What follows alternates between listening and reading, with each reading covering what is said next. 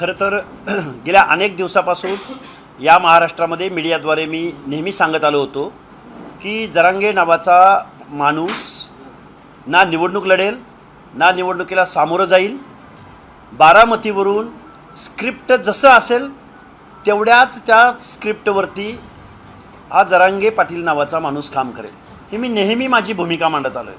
कारण निवडणुका लढण्यासाठी निवडणुकांना सामोरं जाण्यासाठी सर्वसमावेशक अजेंडा लागतो.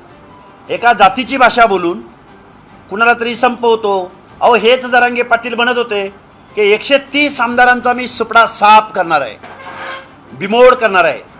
कुठं गेली ही भाषा? त्यामुळं जत्रा भरवणं सोपं असतं, पण निवडणुकीला सामोरं जाणं खरं तर जरांगे पाटलांनी पळ काढायला नाही पाहिजे होता. रणांगणामध्ये आमने सामने लढायला पाहिजे होतं.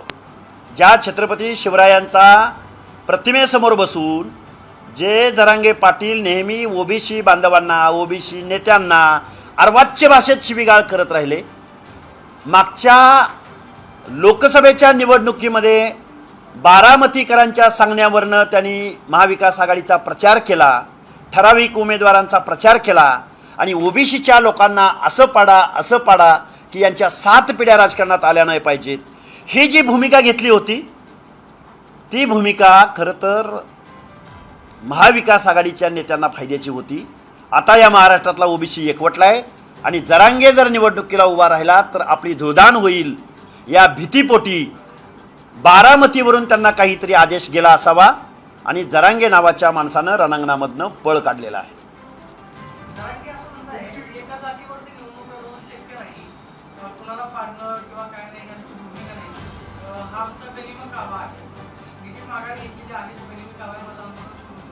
गनिमी काव्याशिवाय पर्यायच नाही ना जरांगेंना. अरे वाघाचं काळीच लागतं रणांगणात लढायला. जरांगे गनिमी कावा गेलं ना तो काळ, तो गनिमी काव्याचा अपमान कशाला करतो तू?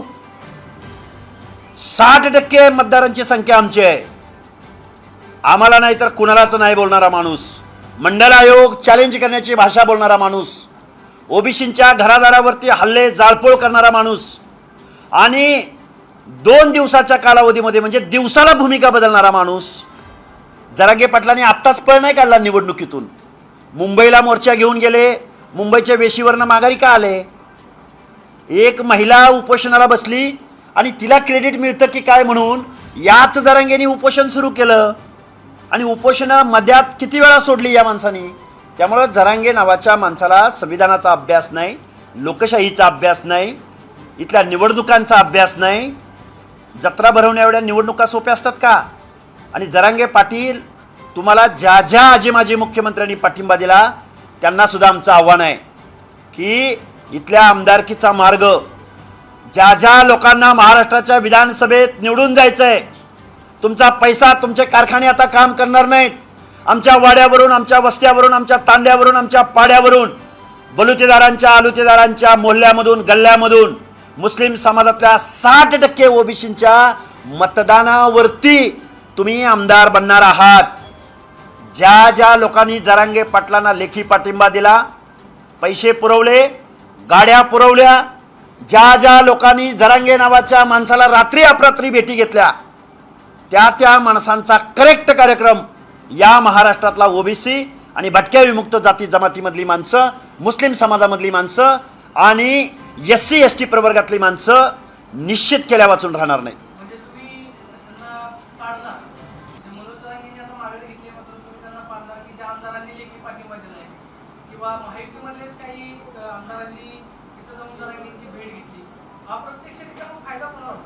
हा जे इथल्या संविधानाची भाषा बोलतील, आरक्षणाची भाषा बोलतील, सामाजिक मागासवर्गीयांची भाषा बोलतील, त्यांना आमचा सपोर्ट असेल.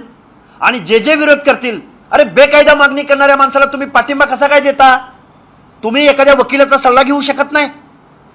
अरे ज्या ज्या लोकांनी संविधानाची शपथ घेऊन मंत्रिपदावर राहिले, मुख्यमंत्री पदावर राहिले, आमदार खासदार म्हणून तुम्ही शपथा घेतल्या, तुम्ही ज्या ज्या ओबीसींच्या मतावरती आमदार झाले, त्या लोकांच्या मताचं काहीच देणं घेणं नाही. त्या माणसांना निश्चित ऑडिट विचारलं जाईल. खूप लोक आहेत. हे बघा, या महाराष्ट्रामध्ये जरांगे पाटलांना रात्री अपरात्री कुणी भेटी घेतल्या त्यांची लिस्ट आहे आमच्याकडं. आणि मी आज लिस्ट घेऊन आलोय खरं तर, पण मी आज जाहीर करणार नाही. मला एक दिवस मला वेळ द्या फक्त, कारण अजून 3 वाजेपर्यंत आमच्यात एकमत होणार आहे. पण कुणाला पाठिंबा द्यायचा त्याची यादी आमच्याकडे तयार आहे. कुणाला पराभूत करायचं, कारण ते पराभूत झाल्याशिवाय दुसरे निवडून येणार नाहीत. पाडणं म्हणजे काय, ती जागा व्याकंट ठेवणं असा अर्थ नाही. पाडणं म्हणजे दुसऱ्या माणसाला, दुसऱ्या सक्षम माणसाला निवडून देणं हा त्याचा अर्थ आहे. आणि आमचे पण काही उमेदवार आहेत. आमचा लोहा कंधारचा उमेदवार निवडून येणार आहे, आमचा अहमदपूरचा उमेदवार निवडून येणार आहे, आमचा परतूर बंट्याचा उमेदवार निवडून येणार आहे. मी आता नावं नाही घेणार. आमचा घनसावंगीचा उमेदवार, आमचा गेवराईचा उमेदवार, आमचा जिंतूरचा उमेदवार, आमचा आष्टी पाटोदा शिरूरचा उमेदवार, आमचे म्हणून काही उमेदवार आहेत. ते निश्चित आमचा म्हणजे आमचा ओबीसीच्या हक्क आणि अधिकाराची भाषा बोलणार आणि ओबीसीच्या मतावर, फक्त आणि फक्त ओबीसीच्या मतावर निवडून जाणार. त्या उमेदवारांचं चिन्ह आज 3 वाजल्यानंतर फायनल होणार आहे. त्यामुळे आमची माणसं आहेत, यादी पण मी आणलेली, पण मी थोडा सब्र करा. एकूण उमेदवार आहे बघा, आमचे ज्या लोकांना मी पाठिंबा दिलेला आहे, जे रिझल्ट ओरिएंटेड म्हणजे निवडून येणारे ओबीसीची लोक आहेत, त्या लोकांना आमचा पाठिंबा आहे.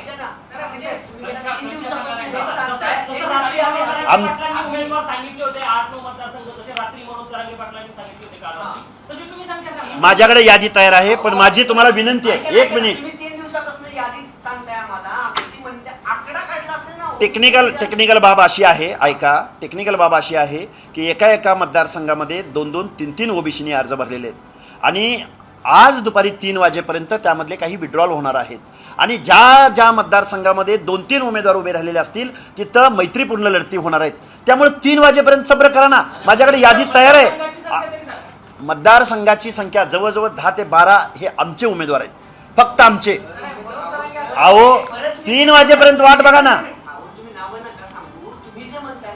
महाराष्ट्रातल्या 288 विधानसभा मतदारसंघापैकी किती विधानसभा मतदारसंघात तुम्ही तयारी केली आहे? मराठवाड्यातल्या 7 ते 8 जिल्ह्यांमधले उमेदवार हे ओबीसी ठरवणार आहेत. लोकसभेला केलेली चूक विधानसभेला होणार नाही. आणि जर या 8 जिल्ह्यामध्ये किंवा महाराष्ट्रामध्ये ओबीसीनी लोकसभेला केलेली चूक जर परत केली तर 2024 नंतर ओबीसीचं आरक्षण संपलेलं असेल. हे बघा, आता आमच्या 70 जागांवरती भूमिका ठरलेली आहे, 70 जागांवरती, आणि जवळजवळ 30 ते 35 जागांवरती आम्ही पाठिंबा देणार आहोत. फक्त 3 वाजेपर्यंत वाट बघा. काही ठिकाणी आमचं एकमत होणार आहे. काही विधानसभा मतदारसंघामध्ये 3-3, 4-4 उमेदवार आहेत. तिथं आम्हाला सर्वसमावेशक भूमिका, त्याची यादी आमची तयार होईल.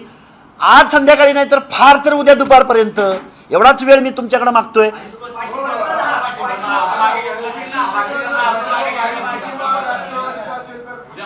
काय बोलले? ओबीसी उमेदवार जर महायुती किंवा महाविकास आघाडीचा असेल तर त्याला पाठिंबा देणार आहे? ओबीसीचे उमेदवार जे रिझल्ट ओरिएंटेड उमेदवार आहेत, जे निवडून येणारे उमेदवार आहेत, ते कुठल्याही पक्षाचे असोत. म्हणजे कुठले अहो आहेत, भरपूर नाव आहेत. अजिबात होणार नाही. माझ्याकडे यादी तयार आहे.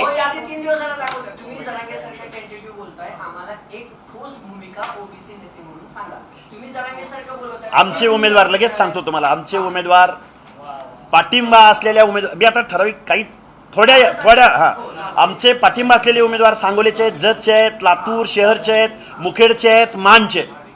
आज अशी ते कुठलेही असो, तो ओबीसीचा रिझल्ट ओरिएंटेड उमेदवार. शरद पवारांच्या उमेदवाराला आमचा पाठिंबा असेल, पण तो अट्टीवर असेल. ओबीसीच्या आरक्षणाच्या संविधानात्मक चौकटीला धक्का लावणार नाही. याला जर शरदचंद्रजी पवारांच्या उमेदवाराचा पाठिंबा असेल तर आम्ही त्याची सभा सुद्धा घेऊ. पण त्यांच्या नेत्याच्या सांगण्यावरनं जर ते काळं बेरं करायला उभे राहिले असतील तर त्या माणसाच्या विरोधात त्याला पाडा म्हणून सुद्धा आम्ही या महाराष्ट्रामध्ये बॉन्ड पेपर सोडावं. इथं संविधानाची शपथ घेणारे कधी जागत नाहीत. जरांगे पाटलांना मी शिलालेखावरती लिहून घ्या म्हणून सांगितलं होतं. त्यामुळे हे बॉन्ड पेपर वगैरे सोडा. आम्हाला कळतंय ना कुणाची नियत किती साफ आहे ते.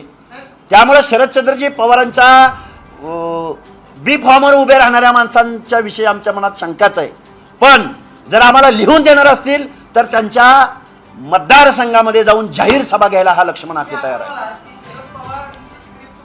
तुम्ही वाचताय, तुम्ही आता असंही म्हणालात की आम्ही शरद पवारांचा प्रचार करायला तयार आहे. शरद पवारांचा नाही, शरद पवारांचा एखादा ओबीसीचा उमेदवार असेल आणि तो जर आम्हाला ओबीसी आरक्षणाबाबत एक लेखी म्हणण्यापेक्षा जर आम्हाला कन्व्हिन्स करत असेल तर आम्ही त्याची भूमिका घेऊ. अप्रत्यक्षरित्या महायुतीची भूमिका घेतला असं तुमच्यावरती आरोप आहे. काय अशोकराव चव्हाण महायुतीत नाहीत का? अशोकराव चव्हाण जोपर्यंत आम्हाला ओबीसी आरक्षणाबद्दल जाहीर भूमिका घेणार नाहीत तोपर्यंत आम्ही भोकरमध्ये जाऊन, मी आत्तापर्यंत भोकरमध्ये 3 सभा घेतलेल्या आहेत. ते काय महाविकास आघाडीचे आहेत का? औशामध्ये मी सभा घेतलेली आहे, ते काय महाविकास आघाडीचे आहेत का? किती मतदारसंघामध्ये माझ्या जवळजवळ 60 ते 70 सभा या महाराष्ट्राच्या वेगवेगळ्या विधानसभामध्ये झालेल्या आहेत. परतूर मंठ्याचा उमेदवार तो काय महाविकास आघाडीचा आहे, तिथंही माझी सभा झालेली आहे. हो, मग तेच सांगतो ना की तुम्ही मला महायुतीचा आरोप करू शकत नाही, कारण मी महायुतीच्याच उमेदवारांच्या विरोधामध्ये अनेक सभा घेतलेल्या आहेत. हे बघा, जो माणूस आमच्या ओबीसी आरक्षणाच्या संविधानिक चौकटीच्या बाजूनं बोलेल, आम्हाला तसं आश्वस्त करेल, त्या माणसांना आमचा पाठिंबा असेल.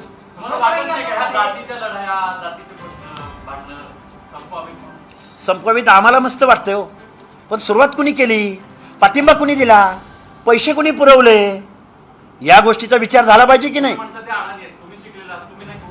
आम्ही निश्चित भूमिका घेणार. मी पळ काढलेला नाही, मी पळ काढणारा नाही. माझ्याकडे उमेदवारांची यादी तयार आहे. 3 वाजेपर्यंत वाट बघा. तुम्ही पळ काढणार नाही मान्य आहे. जरांगेंची ही भूमिका आणि हाकेंची ही भूमिका नेमका फायदा कोणाला होतो?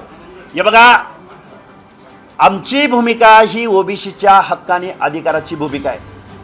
महाराष्ट्रातल्या 200 विधानसभा मतदारसंघामध्ये 2 लाखाहून जास्त संख्या ही ओबीसी आणि भटक्या विमुक्त जाती जमातींची आहे. पण महाराष्ट्रामध्ये 25 पेक्षा जास्त उमेदवार रुलिंग पार्टीनी म्हणजे सत्ताधारी पक्षाने दिलेले नाहीत. ही गोष्ट आम्ही या महाराष्ट्रातल्या ओबीसींना समजावून सांगू.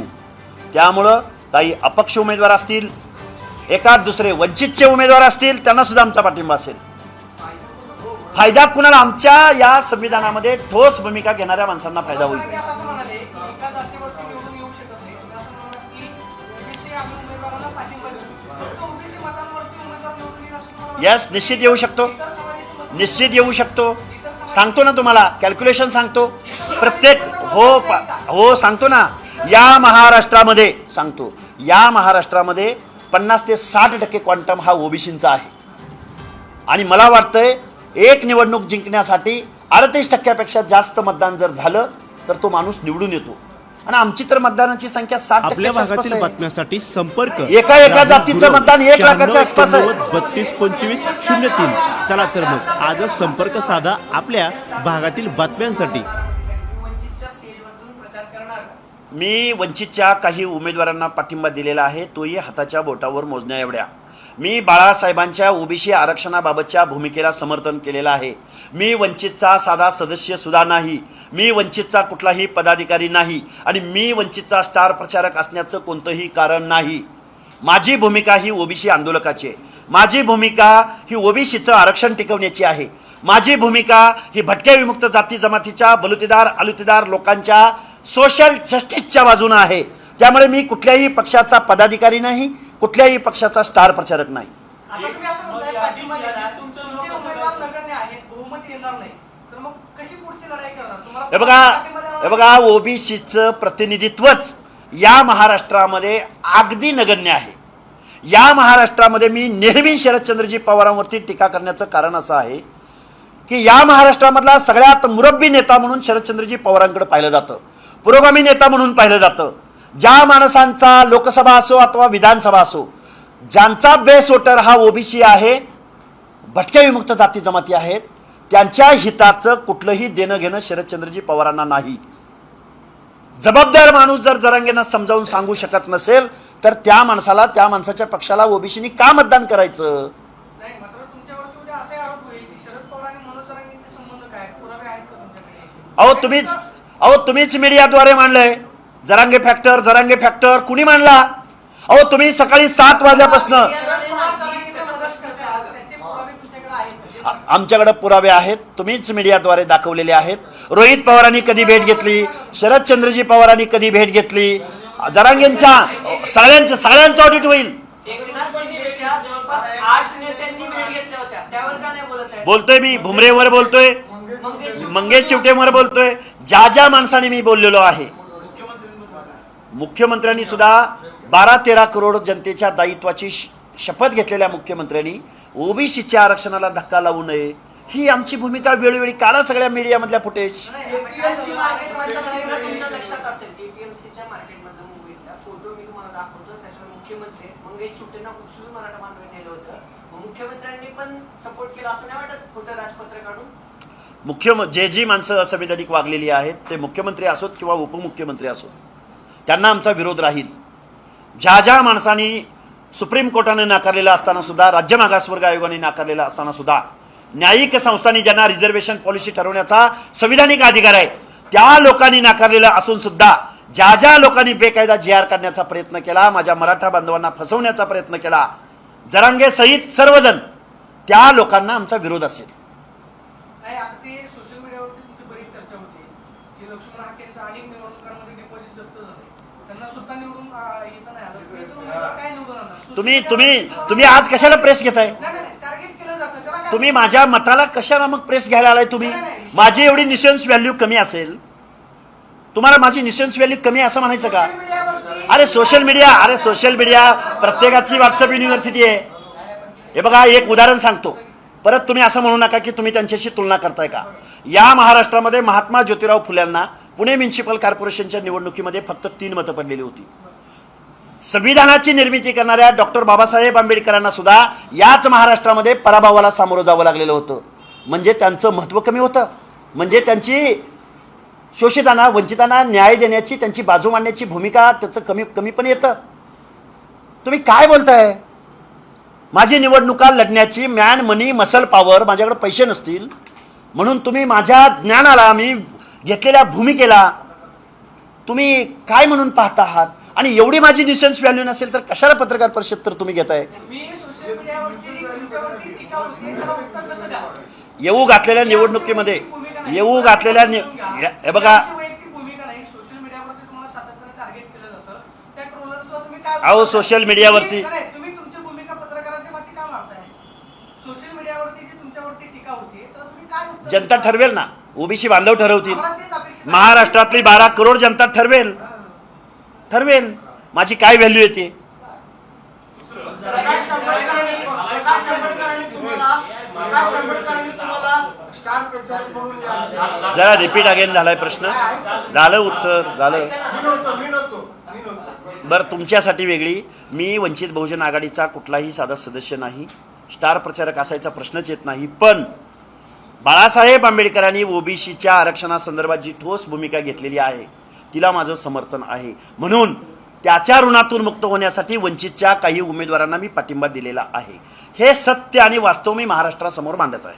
ओबीसी आरक्षणाला धक्का लागू नये अशी तुमची भूमिका आहे. तुम्ही म्हणता की कुठल्याही पक्षाचा असला, ओबीसीच्या विचारांचा असला तर पाठिंबा देणार, बरोबर?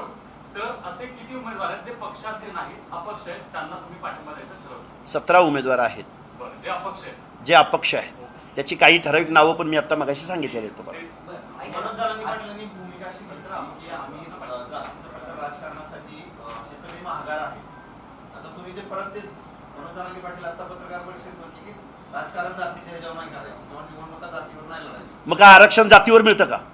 कुणी सांगितलं जरांगेंना जातीवर आरक्षण मिळतं म्हणून? आरक्षण प्रवर्गाला भेटतं. कुणी सांगितलं? जात डोळ्यासमोर ठेवून आरक्षण दिलं जातं. पण तुम्ही परत निवडणुकीसाठी आता ओबीसीचा उल्लेख करताय की ओबीसी या नात्याने आम्ही उमेदवार लढवतो. अहो, ओबीसीच्या हक्क अधिकाराचं संरक्षण करणाऱ्या पक्षाला पाठिंबा देणं गैर आहे का? नाही ना, मग त्यांनी तसं सांगितलं, त्याच्यामुळे म्हणतो की त्यांनी ती भूमिका नाही घेतलेली. हीच भूमिका त्यांनी आरक्षणाच्या लढ्यात घ्यायला हवी होती. हीच भूमिका त्यांनी बॅनरवरती फुले शाहू आंबेडकरांचा फोटो घेऊन समतेचं तत्व देणाऱ्या, आरक्षण पॉलिसी देणाऱ्या माणसांचा विचार मांडायला हवा होता. हेच तत्व त्यांनी ओबीसीच्या लोकांचा आदर सन्मान करायला हवा होता. त्यांच्या प्रॉपर्टी जाता तुम्ही, त्यांना शिव्या घालता तुम्ही हुकुमशहाची भाषा बोलता. हे कुठल्या चळवळीच्या नेत्याचं लक्षण आहे? हा पुरोगामी महाराष्ट्र आहे. नाही, तुम्ही आरोप करताय की जरांगेंना पाटील काय पुरावा आहे का तुमच्या? निश्चित आहे. कारण पवार साहेबांनी ज्या ओबीसींच्या, ज्या भटक्या विमुक्त जाती जमातींच्या बेस वोटरच्या जोरावरती राजकारण केलं. कोण आहे? बारामती मतदारसंघामध्ये कोण राहतं? कोण राहतं आराराबांच्या तासगाव कोटेमंकाळ मतदारसंघामध्ये? त्या लोकांनी तुम्हाला निवडून दिलं, त्या लोकांच्या मताचा अनादर करता तुम्ही. जरांगेच्या बेकायदा मागण्यांना वेळोवेळी पाठिंबा देता तुम्ही. कुठे आहेत मिस्टर रोहित पवार, रोहित पाटील? ओबीसी पडळकरांची जागा म्हणून काढताय का? कारण तेही बारामतीला टार्गेट करत होते. तुमचा रोष फक्त बारामतीवर आहे. आम्ही सत्ताधाऱ्यावर आरोप करायचे नाही तर आम्ही कुणावर आरोप करायची? प्रश्नच नाही. एका घरामध्ये किती पद आहेत बघा तुम्ही. हा पुरोगामी महाराष्ट्र आहे, हा पुरोगामी नेता आहे. एका घरामध्ये किती लोक? अजितदादा पवार, सुनेत्रा पवार, योगेंद्र पवार, रोहित पवार, शरद पवार, सुप्रिया सुळे. कुठला पुरोगामी महाराष्ट्राची भाषा बोलताय तुम्ही? तुम्हाला एवढं वाईट वाटतं? किती घरात पदं असावीत एका, आणि ती पण महत्वाची पदं आहेतच. अहो वरळी ती परळी. हे बघा, ओबीसी आरक्षणाच्या बाबतीमध्ये ज्या ज्या लोकांनी मानभवी भूमिका घेतली त्या माणसांना बाजूला सारा. नाही, तुम्ही परत एक सांगा, तुमची निवडणूक ही फक्त ओबीसी फॅक्टरवरती चालणार, ही सर्वसमावेशक असेल? जर नसेल तर मग तुम्हाला इतर समाजाची मतं कशी भेटतील? ती तुम्हाला मदत करतील अशी तुम्हाला अपेक्षा आहे? हे बघा, निवडणुकीच्या राजकारणामध्ये ओबीसी वाईसलेस आहे, ओबीसी अनऑर्गनाइज्ड आहे. मे बी ही निवडणूक आमची कुणाला तरी गणित बिघडवण्यासाठी, कुणाला तरी पाडण्यासाठी असेल, आणि वेगळ्या माणसांना मग मे बी त्यामध्ये सर्वसमावेशक किंवा लिबरल भूमिका घेणारी माणसं निवडून जातील. रिपीट अगेन अँड अगेन निवडून जाणाऱ्या माणसांचा पराभव होईल. ही आमची अर्धी लढाई इथं सक्सेस होऊ शकते ना. त्यामुळे पहिल्याच निवडणूक, अरे पाडल्याशिवाय दुसरे कसे जातील निवडून? नाही म्हणजे तुम्ही तुम्हाला पाठिंबा देतात? आम्ही पाठिंबा ओबीसीची बाजू घेणाऱ्या, मग तो महायुतीचा असो, महाविकास आघाडीचा असो, वंचितचा असो, अपक्ष असो. ओबीसी बाजू घेणार उद्धव ठाकरेची बाजू ठीक Yes, आहे. ओबीसीची भूमिका. निवडणुकीच्या पार्श्वभूमीवर जरांगेंनी जर तुम्हाला भेटायसाठी बोलवलं, त्या आरक्षणाच्या चर्चा कराल, तर लक्ष्मण हाके जरांगेंना भेटायला जाणार का? ओबीसी आरक्षणाचे, सामाजिक मागासलेपणाचे आणि सुप्रीम कोर्टाचे आदेश ते जर मान्य करणार असतील, राज्य मागासवर्ग आयोगानं आजपर्यंत जी स्टेटमेंट दिले ती त्यांना मान्य असतील, तर लक्ष्मण हाकेला जरांगे पाटलांना भेटायला जायचं अडचण काय?